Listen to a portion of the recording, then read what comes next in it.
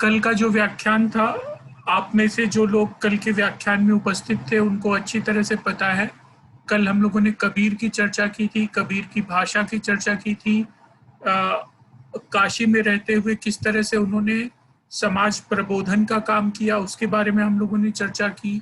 किस तरह से उन्होंने हिंदू और मुसलमान दोनों ही लोगों को फटकार लगाई जब भी उन्होंने कोई सामाजिक बुराई देखी। इस तरह साथ ही साथ कबीर की नारी संबंधी दृष्टि को भी लेके हम लोगों ने बात की। कल मैंने आप लोगों को ये भी बताया था कि कबीर कई जगह भगवान राम का नाम लेते हैं, लेकिन उनके राम अयोध्या के राजा राम नहीं हैं, क्योंकि वे निर्गुण निराकार ब्रह्म के उपासक हैं और वे उसी रूप में राम का नाम लेते हैं। आपका जो पाठ्यक्रम है, पाठ्यक्रम में जो पद दिए गए हैं उन पदों को मैंने इंटरनेट से खोज कर एक जगह लाया और उनका अर्थ जो है उनके सामने लिखा है। आप शेयर स्क्रीन में देख पा रहे हैं इसे? हाँ सर, देख रहे हैं। इसमें जो पद दिए हैं उतने आपके पाठ्यक्रम में कबीर के पद हैं। मैं एक एक करके एक एक पद के बारे में, उसकी व्याख्या के बारे में आज आप लोगों को बताऊंगा।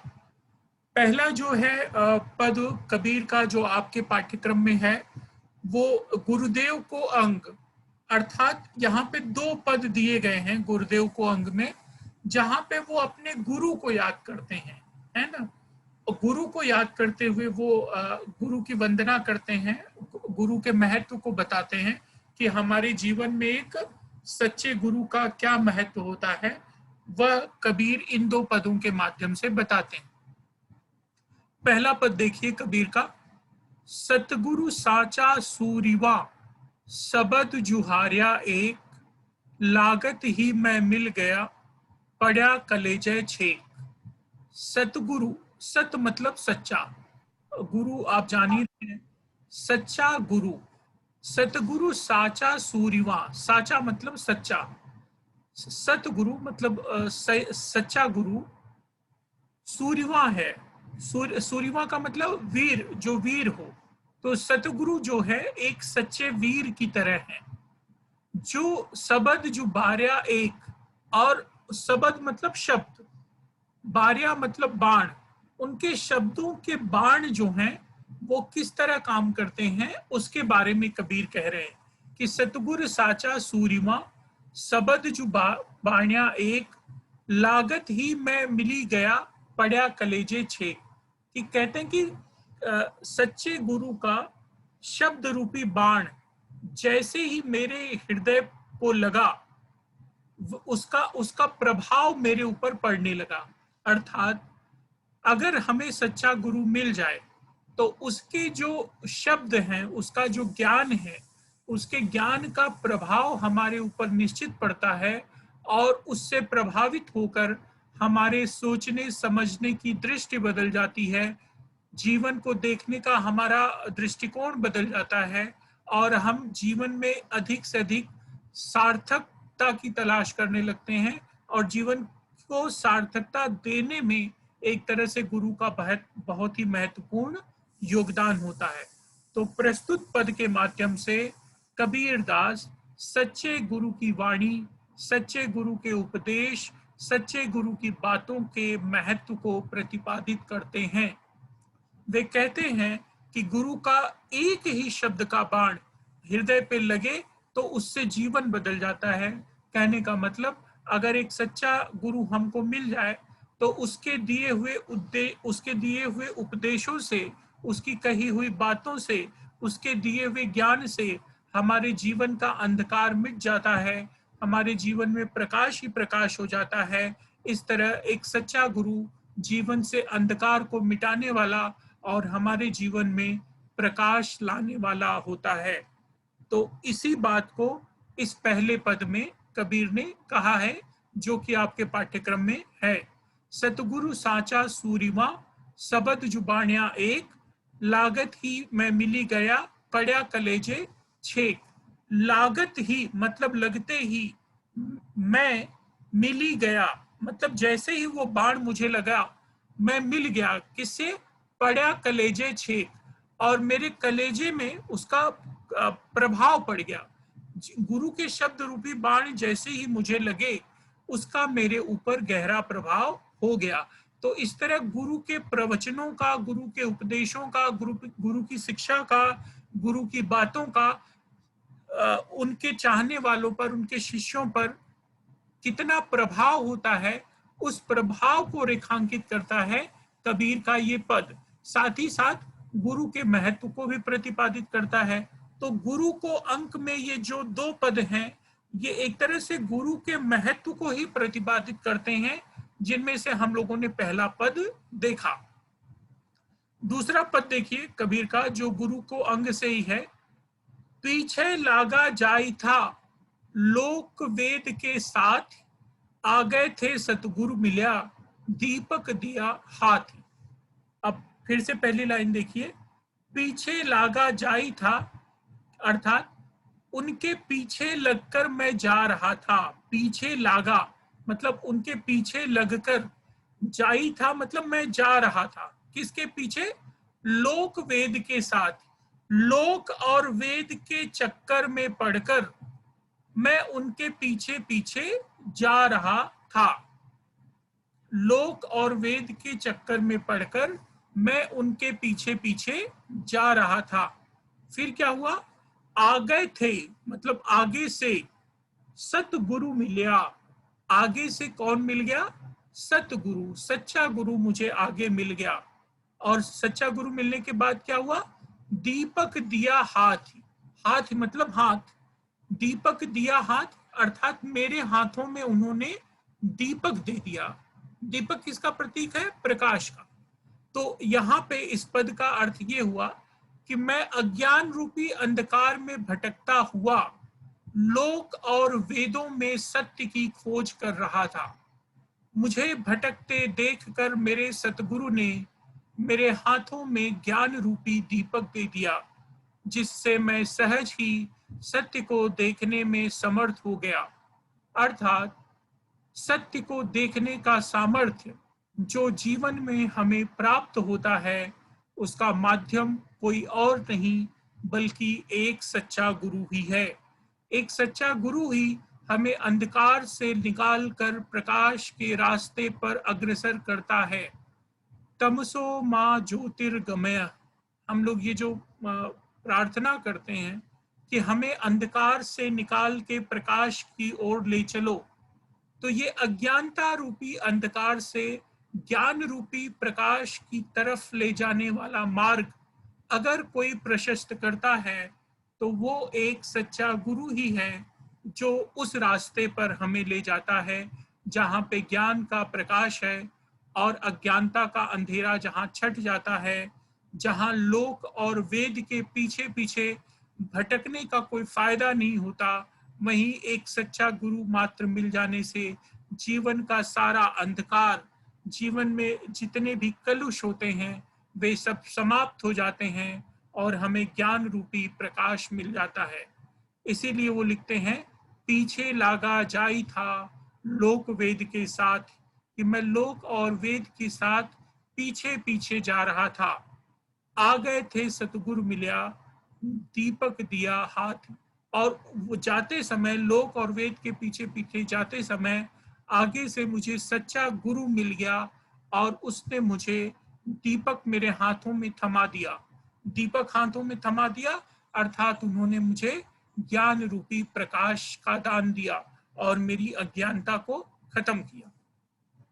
तो ये जो दो पद हैं, गुरुदेव को अंग, इसमें गुरु की महिमा का उन्होंने प्रतिपादन किया है। कबीर ने गुरु के महत्व को रेखांकित किया है। ये दोनों पद हम लोगों ने देखा कि किस तरह कबीर जो है गुरु के महत्व को प्रतिपादित करते हैं। पहले पद में सतगुरु साचा सूर्यवा शब्द जुबाया एक, लागत ही मैं मिली गया पढ़या कलेजे छेक। अर्थात सतगुरु ही सच्चे वीर हैं।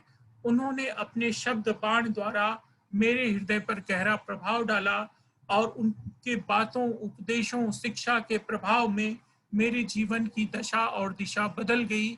तो इस तरह से पहले पद में उन्होंने गुरु के महत्व को प्रतिपादित किया। दूसरे पद में वे कहते हैं, पीछे लागा जाई था लोक वेद के साथ, आ गए थे सतगुरु मिल्या, दीपक दिया हाथ। मैं अज्ञान रूपी अंधकार में भटकता हुआ लोक और वेद में सत्य खोज रहा था। मुझे भटकते देखकर मेरे सतगुरु ने मेरे हाथ में ज्ञान रूपी दीपक दे दिया, जिससे मैं सहज ही सत्य को देखने में समर्थ हो सका। इस तरह इस दूसरे पद में उन्होंने ये रेखांकित किया है कि सत्य को देखने के लिए, सत्य तक पहुंचने के लिए, सत्य की राह पर अग्रसर होने के लिए अगर कोई माध्यम हो सकता है तो उसके लिए हमें एक सच्चे गुरु की आवश्यकता होती है। इस तरह अपने इन दोनों पदों के माध्यम से कबीर एक सच्चे गुरु के महत्व को प्रतिपादित करते हैं। ठीक है, इसके बाद आप आ जाइए आगे सुमिरन को अंग में। तो जैसे पहला जो है गुरु के महत्व के दो पद थे, उसी तरह सुमिरन करना मतलब याद करना, किसी का स्मरण करना। तो उससे संबंधित दो पद उन्होंने लिखे हैं, जिसमें वो परम पिता परमेश्वर को स्मरण करने, उनको याद करने के जो फायदे हैं, जो लाभ हैं, उसका जिक्र करते हैं। जैसे कि उपर्युक्त जो दो पद थे जो गुरु को अंग थे, उसमें उन्होंने गुरु के महत्व को प्रतिपादित किया था।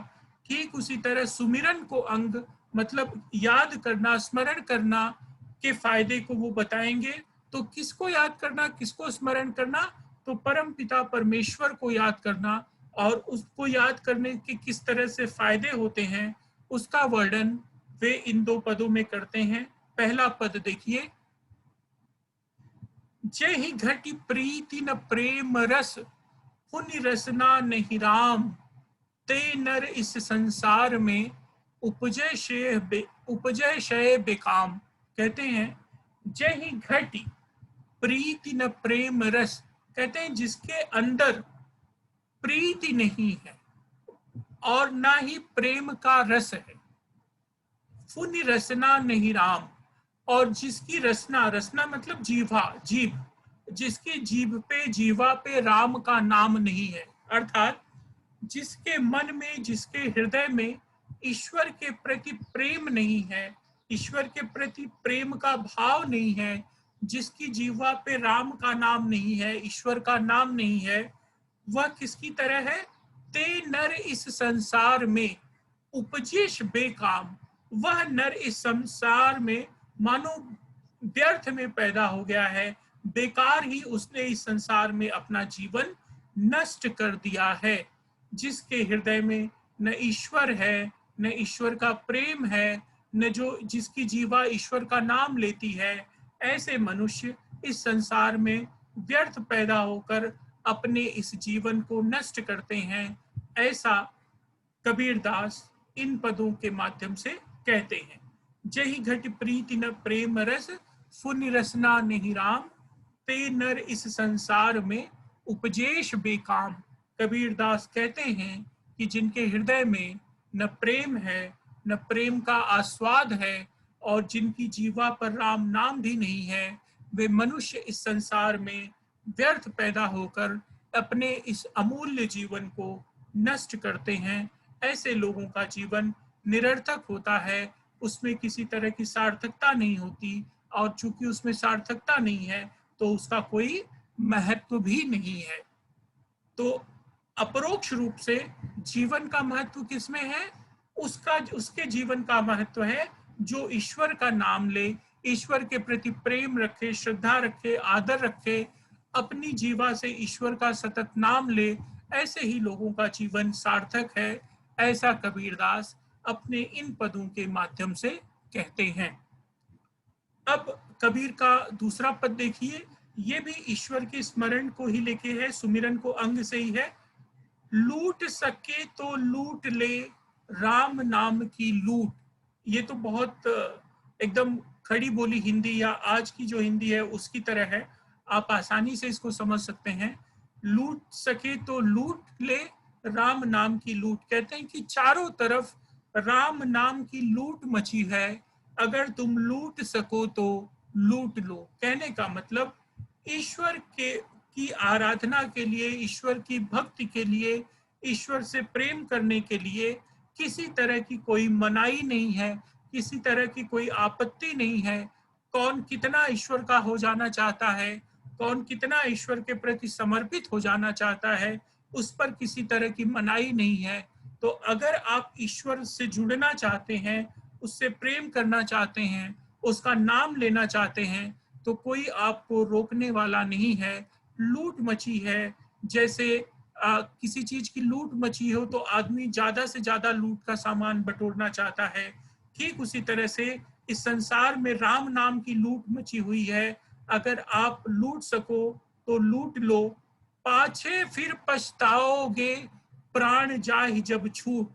और एक बार इस शरीर से प्राण छूट गया, अर्थात एक बार शरीर ने प्राण त्याग दिया, तब यह शरीर मिट्टी हो जाएगी और फिर पछताने से कोई फायदा नहीं होगा। तो जब तक शरीर में प्राण है, तभी तक हम ईश्वर के नाम की लूट को लूट सकते हैं, ईश्वर को स्मरण कर सकते हैं, ईश्वर को याद कर सकते हैं, उनके प्रति समर्पण का भाव दिखाकर अपनी भक्ति दिखा सकते हैं, उनकी आराधना कर सकते हैं।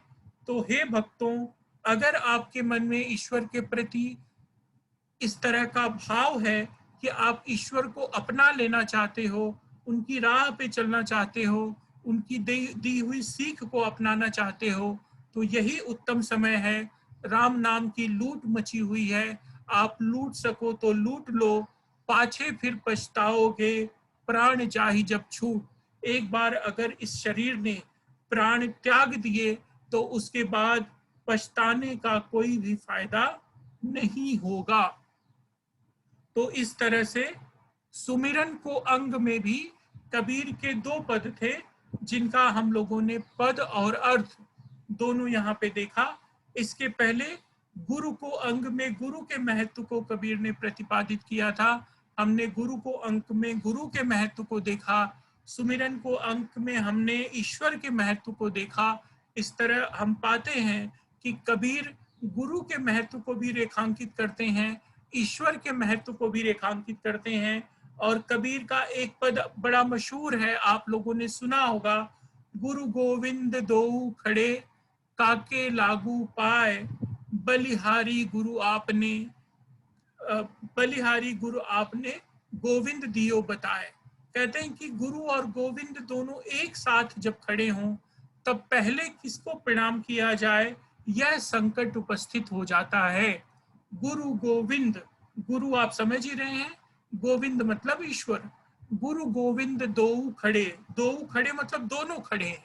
अगर समझो आपके सामने गुरु और गोविंद मतलब ईश्वर और गुरु दोनों एक साथ आ गए, तो आप किसको पहले प्रणाम करोगे?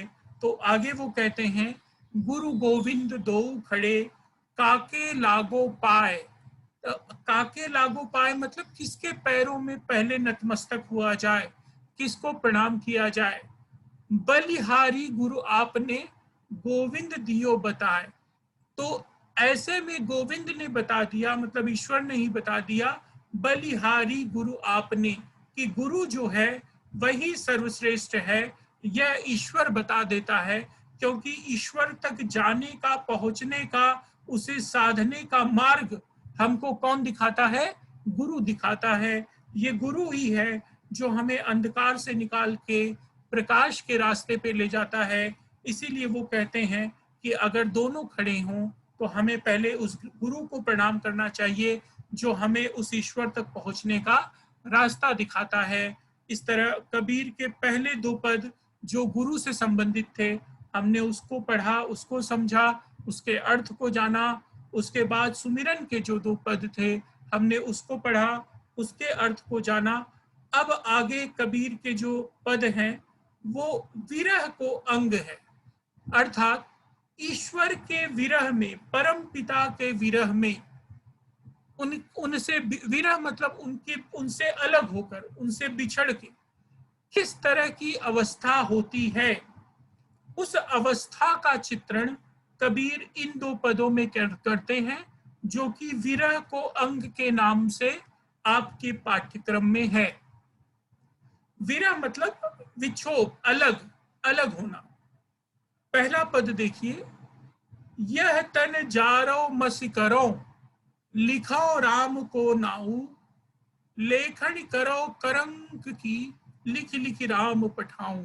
वाह, क्या पद है। वे कहते हैं यह तन जारो मसी करो, कहते हैं कि मैं अपनी इस पूरी शरीर को, इस तन को जलाकर उससे क्या करूंगा, राम का नाम लिखूंगा। सॉरी, यह तन जारो मसी करो, मसी मतलब शाही, इस पूरे शरीर को जलाकर, मैं इस तन को जलाकर शाही बनाऊंगा। लिखो राम का नाम, ताकि उससे क्या किया जा सके, राम का नाम लिखा जा सके। अर्थात यह तन, इस तन की उपादेयता, इस तन की सार्थकता इसी बात में है कि इस तन के माध्यम से ईश्वर की हम ज्यादा से ज्यादा सेवा कर सके। ईश्वर की सेवा में यह पूरा का पूरा जीवन हम समर्पित कर सकें, उसी में इस जीवन की सार्थकता है। आगे कहते हैं, लेखन करो करंक की, और जो हड्डियां बचेंगी इस शरीर को जलाने के बाद, उससे क्या करेंगे, उससे कलम बनाएंगे, लेखनी बनाएंगे, और क्या करेंगे, लिख लिख राम पठाऊं, और वो लिख लिख कर मैं राम को भेज दूंगा। अर्थ देखिए, इस तन को जलाकर शाही बना लूंगा, और जो कंकाल रह जाएगा उसी की लेखनी तैयार करूंगा, उससे प्रेम की पाती लिख लिख कर अपने प्यारे राम को भेजता रहूंगा। ऐसे होंगे वे मेरे संदेश। ईश्वर को संदेश भेजने के लिए कबीर कहते हैं कि उनके रास्ते में शाही और कलम की कोई कमी सामने नहीं आएगी। वो अपना पूरा शरीर जलाकर उसकी शाही बना लेंगे, और जो हड्डियां बचेंगी उनसे लेखनी बना के प्रेम की पाती, प्रेम की चिट्ठी लिख लिख कर ईश्वर को भेजा करेंगे। तो पूरा शरीर जला लेना, इस बात का अर्थ क्या हुआ, यह सिंबॉलिक है, प्रतीकात्मक है। इसका अर्थ यह है कि जब तक यह शरीर है, इस शरीर के माध्यम से ईश्वर की जितनी अधिक से अधिक सेवा हो पाएगी, पूरी तरह समर्पित भाव से मैं उस ईश्वर की सेवा में लगा रहूंगा। लगातार, निरंतर, अहर्निश मैं अपने इस शरीर के द्वारा, जब तक कि यह शरीर प्राण नहीं त्याग देता, मैं ईश्वर की सेवा में लगा रहूंगा, ताकि मैं इस जीवन को एक सार्थकता दे सकूं, अपने परम पिता परमेश्वर के प्रति कृतज्ञता ज्ञापित कर सकूं, और उसके लिए मैं सब कुछ करने को तैयार हूं। यही इन पदों का भावार्थ हुआ। यह तन जारो मसी करो, लिखो राम को नाऊ, लेखन करो करंक की, लिख लिख राम पठाऊं। पठाऊं मतलब भेजना। तो मुझे लगता है ये पद भी आप लोगों को समझ में आ गया होगा। अगला पद भी विरह का ही है। जैसे कि आप देख रहे हो कि हर अंग में दो दो पद हैं, तो विरह का जो दूसरा पद है वो हम लोग देखते हैं, ये वाला पद।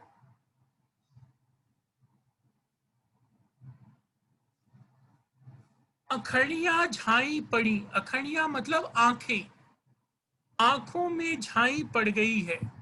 आप देखते हो जब आप लगातार जागते हो तो आंखों के नीचे क्या होते हैं, डार्क सर्कल हो जाते हैं, तो उसी को झाई पड़ना बोलते हैं। जो काली रेखा आंखों के नीचे आ जाती है उसको झाई कहते हैं। तो अखड़ियां झाई पड़ी, पंथ निहारी निहारी, पंथ मतलब रास्ता, रास्ता निहारते निहारते, रास्ता देखते देखते आंखों के नीचे झाई पड़ गई है। जिभड़ियां छाला पड़ा, राम पुकारी पुकारी, और जीभ पे क्या हो गया है, छाले पड़ गए हैं। क्यों, राम पुकारते पुकारते जीभ पे छाले पड़ गए हैं, और राम का पंथ निहार निहार, उनका रास्ता निहार निहार आंखों में झाई पड़ गई है। बाट जोहते जोहते आंखों में झाई पड़ गई है, राम को पुकारते पुकारते जीभ में छाले पड़ गए हैं। इस तरह कबीर इन पदों के माध्यम से यह बताने की कोशिश करते हैं कि वो अपने प्रियतम, अपने ईश्वर, अपने आराध्य के प्रति कितनी लगन और निष्ठा के साथ लगे हुए हैं। जैसे कोई विरहिणी हो, अपने प्रेमी की याद में लगातार तड़पती रहती है, तरसती रहती है, ठीक उसी तरह कबीर की हालत है। वे अपने परम पिता परमेश्वर की याद में उनकी राह देखते देखते लगातार जो है जूझ रहे हैं। उनकी आंखों में झाई पड़ गई है, उनकी जीभ पे छाला पड़ गया है, लेकिन अब भी वो ईश्वर की राह में टकटकी लगाए हुए देख रहे हैं। कहने का मतलब, ईश्वर को प्राप्त करने के लिए रास्ता कितना भी जटिल और कठिन क्यों न हो, हमें उस रास्ते पर बिना विचलित हुए सतत निरंतर आगे बढ़ते रहना चाहिए। अगर हम निरंतर उस मार्ग पर आगे बढ़ते रहेंगे तो निश्चित तौर पे एक दिन उस परम पिता परमेश्वर की कृपा हमारे ऊपर जरूर होगी और हमें उसके सानिध्य का लाभ मिलेगा। ईश्वर की कृपा हो गई तो उसके बाद किसी को अपने जीवन में और क्या चाहिए। लेकिन वह कृपा का रास्ता इतना आसान नहीं है, इतना सरल नहीं है। उसके लिए हमें अनंत समय तक प्रार्थना करनी होगी, ईश्वर का नामस्मरण करना होगा, उनके प्रति अपनी आसक्ति को, अपनी श्रद्धा को लगातार बनाए रखना होगा। जीवन की कठिन से कठिन परिस्थितियों का सामना करना होगा। सत्य, सच्चाई और ईश्वर का राह इतना आसान नहीं होती। ईश्वर की राह कठिन राह है, लेकिन हमें उस राह में लगातार ईश्वर के प्रति समर्पित होकर लगे रहना होगा। और आप इस तरह से अगर ईश्वर की राह में लगे रहेंगे तो आप एक दिन पाएंगे कि आप ईश्वर की कृपा के पात्र हो जाएंगे। तो इस तरह वो ईश्वर की कृपा पाने के लिए किस तरह के कष्ट भोग रहे हैं, किस तरह के शारीरिक कष्ट भोग रहे हैं, उसका एक चित्र सामने खड़ा करने की कोशिश करते हैं। और इस चित्र के माध्यम से वो ये बताने की कोशिश करते हैं कि इतना सब कुछ हो जाने के बावजूद वो ईश्वर की राह में लगे हुए हैं, अपने रास्ते से भटके नहीं हैं, और वे लगातार ईश्वर की कृपा के लिए इसी तरह से प्रयासरत रहेंगे। और उनको पूरा विश्वास है कि एक दिन परमपिता परमेश्वर की कृपा उनके ऊपर जरूर होगी, जरूर उन्हें ईश्वर का सानिध्य मिलेगा। ये ठीक है कि आज उन्हें ईश्वर की कृपा अभी तक नहीं मिली है। ईश्वर का रास्ता देख देख कर उनकी आंखों में झाई पड़ गई है, उनकी जीभ पर छाले पड़ गए हैं राम का नाम पुकारते पुकारते। लेकिन वो राम के नाम को पुकारना नहीं छोड़ेंगे, वो उनका रास्ता देखना नहीं छोड़ेंगे। और एक दिन ऐसा आएगा जब ईश्वर आएंगे और उन्हें अपनी कृपा से, कृपा की उनके ऊपर बरसात कर देंगे। तो एक भक्त अपने आराध्य के प्रति किस तरह से समर्पित हो सकता है, उसका उदाहरण जो है कबीर ने इन पदों के माध्यम से दिया है। साथ ही साथ विरह में विरहिणी की क्या स्थिति होती है उसका भी उन्होंने चित्रण किया है कि किस तरह से अपने प्रियतम या अपने प्रेमी की रास्ता देखने वाला लगातार उसके लिए परेशान है, लेकिन तमाम परेशानियों, तमाम बाधाओं के बावजूद वो अपने निर्णय और अपने रास्ते पर अड़िग रहता है। और इस अड़िगता का ही प्रतिफल उसे मिलता है एक दिन अपने उस प्रेमी या अपने उस परम पिता परमेश्वर की कृपा के रूप में। तो इस तरह यही 2, 2, 4, 2, 6 पद जो हैं कबीर के आपके पाठ्यक्रम में थे। मैंने आप लोगों को कबीर के बारे में बताया, कबीर के पदों के बारे में बताया, उन पदों का आपको अर्थ समझाया। और ये जो स्क्रीन पे आप देख पा रहे हैं पद और उनका अर्थ, ये मैंने व्हाट्सएप ग्रुप पे डाल दिया है, आप लोगों को कल ही मिल गया होगा। तो आप एक बार पुनः इन पदों को पढ़िएगा, इनके अर्थ को समझने की कोशिश करिए। और अगर फिर भी कोई ऐसी चीज हो जो आपको न समझ में आ रही हो, कोई ऐसी चीज हो जो आपको कठिन लग रही हो, जो आपको लग रहा हो कि इन चीजों को दोबारा पढ़ना चाहिए, तो आप मुझे निश्चित तौर पे बताइएगा। हम लोग दोबारा उन पदों को पढ़ेंगे और उनका अर्थ जो है मैं आपको दोबारा समझा दूंगा, तो ये नोट्स आप संभाल के रखिएगा। कबीर के इतने ही पद आपको पढ़ने थे जो हम लोगों ने आज पूरे किए। और कबीर के बारे में कल का जो व्याख्यान था उसमें मैंने चर्चा की थी, तो कबीर के बारे में सारे प्रसंग हम लोगों ने उस व्याख्यान में देखे थे। वह व्याख्यान भी मैं आप लोगों के साथ यूट्यूब के माध्यम से साझा कर लूंगा, तो वो भी आप लोगों के पास हमेशा पड़ा रहेगा। मैंने यूट्यूब चैनल का लिंक आप लोगों को भेजा था कि आप लोग उसको सब्सक्राइब कर लीजिए, जिससे उस यूट्यूब चैनल पे जितने भी इस तरह के वीडियो डाले जाएंगे उसके आपको अपडेट मिलते रहेंगे। और उस चैनल को आप सब्सक्राइब किए रहेंगे तो उसका नोटिफिकेशन आपको लगातार आता रहेगा। तो जिन लोगों ने सब्सक्राइब कर लिया है ठीक है, जिन्होंने चैनल को नहीं सब्सक्राइब किया है उनसे मेरी रिक्वेस्ट है कि वो उस चैनल को सब्सक्राइब कर लो, ताकि आपको किसी तरह की कोई परेशानी न हो। उस YouTube चैनल का लिंक जहाँ पे सारे वीडियो इस तरह के डाले जाते हैं, उसका लिंक मैं आप लोगों के साथ व्हाट्सएप पे फिर साझा कर लूँगा। आप लोग ज़रूर उस चैनल को सब्सक्राइब कर लीजिए, ताकि इस तरह की कोई भी परेशानी आप लोगों को दोबारा न हो। और जो भी व्याख्यान हो रहे हैं उनको अगर आप दोबारा सुनना चाहें तो वहाँ पे जाके आप लोग आसानी से वो सारे व्याख्यान सुन सकते हैं। इसके अलावा कल मैंने आप लोगों के साथ, अच्छा देखिए, मैंने आपके व्हाट्सएप पे उस चैनल का लिंक फिर से डाल दिया है, www.youtube.com/user/मनीष मुंतजिर। तो जितने भी हमारे लेक्चर होंगे उसके सारे यूट्यूब लेक्चर्स यहाँ पे आपको मिल जाएंगे। तो यहाँ पे आप जो है इस चैनल को आप सब्सक्राइब कर लीजिए ताकि नोटिफिकेशन आपको मिलता रहे। दूसरा, कल मैंने आपको उद्भ्रांत की स्वयं प्रभा, रामायण के अल्प ज्ञात चरित्र की पुनर्रचना के नाम से दिनेश कुमार माली का एक आर्टिकल शेयर किया था। तो स्वयं प्रभा आपको इस सेमेस्टर में पढ़नी है, इसीलिए मैंने वो आपके साथ शेयर किया कि आप उसको पढ़ते रहेंगे तो स्वयं प्रभा खंड काव्य के बारे में भी आपको जानकारी मिलती रहेगी। जब हम लोगों की कविताएं पूरी हो जाएंगी, जैसे आज जैसे हम लोगों ने कबीर को पूरा किया, वैसे सूर हैं, तुलसी हैं, कबीर हैं, जायसी हैं और आधुनिक 10 कविताएं हैं। तो ये 12-15 कविताएं जब पूरी हो जाएंगी तो उसके बाद हम लोग स्वयं प्रभा को भी पढ़ेंगे। लेकिन तब तक उसके नोट्स मैंने आप लोगों के साथ इसलिए साझा कर दिया है ताकि आप लोग अपनी सुविधा के अनुसार उस नोट्स को पढ़ते रहें और समझते रहें, जानते रहें कि स्वयं प्रभा कौन थी, रामायण की वो कौन सी स्त्री थी जिसका नाम स्वयं प्रभा था, जिसको लेके इतना बड़ा खंड काव्य उद्भ्रांत जी ने लिखा। तो आप लोग उसको पढ़ते रहिए। कल का जो लेक्चर होगा वो हम लोग सूरदास पे लेंगे। सूरदास के ऊपर इस चैनल पे, जो मैं यूट्यूब का चैनल बता रहा हूँ, उस पर एक डॉक्टर रावेंद्र साहू जी का व्याख्यान हम लोगों ने रखा था। वो वीडियो भी आप लोग एक बार जरूर देख लीजिएगा। तो सूरदास के बारे में बहुत कुछ आपको जानने को, समझने को मिल जाएगा।